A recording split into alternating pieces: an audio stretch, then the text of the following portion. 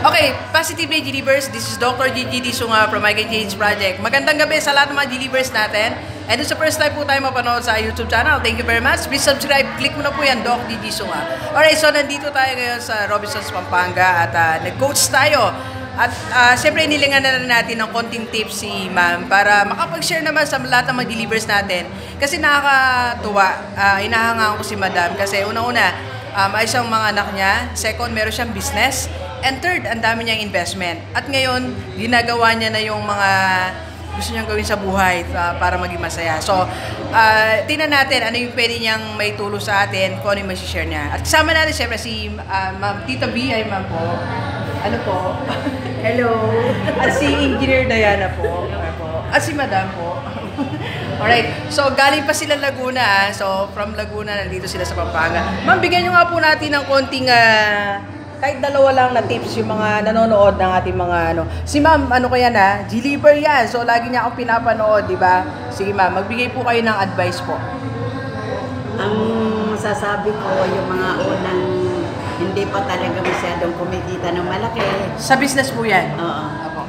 Kasi ako nung una, ang ano ko sa buhay, kung kumikita ka example 100, Apo. 70 ang gagastusin, ang 30 savings. Okay. So, 30% si mami, okay. Apo. Tapos, pagka, ano ba, nag-umpisa pa lang, wag muna yung mga branded. Oo, yung mga bili ng bili, no? Oo, okay. Mag-UK mo na, overrun ngayon ng uso ma'am. Okay. Kung halimbawa nagpapasimula pa lang, kasi ako, dinaan ko yan noon ng tatlong aking anak. Tatay, nanay ako. Apo. Ang aking abogada na ngayon, Apo. ay second year high school lang yan nung araw. Pero nagpapasalamat ako sa Diyos kasi napagtapos ko siya bilang abogada. Okay, wow. Okay. So, ito yung sharing ni Mami. So, sa lahat ng mga may negosyo, huwag niyo muna samantalayin ang inyong kinikita. Okay? So, itatabi niyo yan para i-expand ang inyong business. Second naman, doon sa mga gusto mag-save, ang formula ni Mama, mas malupit sa formula ko. Ang formula ko lang, 90-10. So, 10% itabi mo. Si Mami, 30%. So, 30%. Kung kumikita kayo ng, sabi nga ni Ma'am, a day, 100, yung 30. It's-save talaga natin. Kaya ako nakapag-invest ng mga paupahan. O yun. Kasi nga, hindi lahat ginagastos ni Mami. Tapos, yung aking panganay, napagtapos ko ng accounting graduate siya. Okay. Yung mister niya, engineering. Okay. Yung aking boss, yun na nga ang abogada. Okay, di ba? That's something, di ba? Napagtapos lahat ni Mami yung kanya. Okay. At siyempre yung ano niya, kasama niya si Okay. Alright, so yan mga delivers tips sa may negosyo at doon sa walang negosyo kung paano ka mag-manage ng pera. Huwag kalimutang mag-save.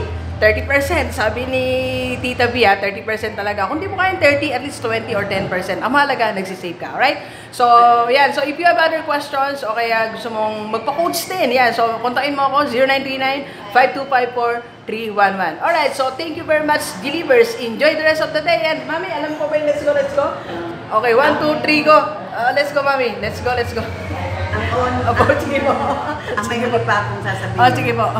Pag habang tayo may ano sa buhay, kahit ako antimano pa, simula pa, ang Diyos, Yun. ang permi kong kasama. Huwag niyong kakalimutan.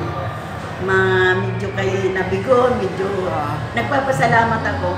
Kasi sabi nga dun sa aking, minsan nabigo, kung ano, nalogi ka, bumabangon ako. Tulad noon, nag-dealer ako ng coke, namunan ako ng 7 million. Nabawi niyo naman na po yun. Hindi ako bumangon ako. Okay. Sabi nga ng incheck na binilang ko ng mga truck.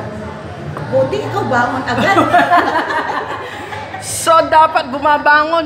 Kanina lang, kakaano ko dyan, Mami. Ayan ang topic ko, yung starting all over again. Bangon agad. Agad-agad.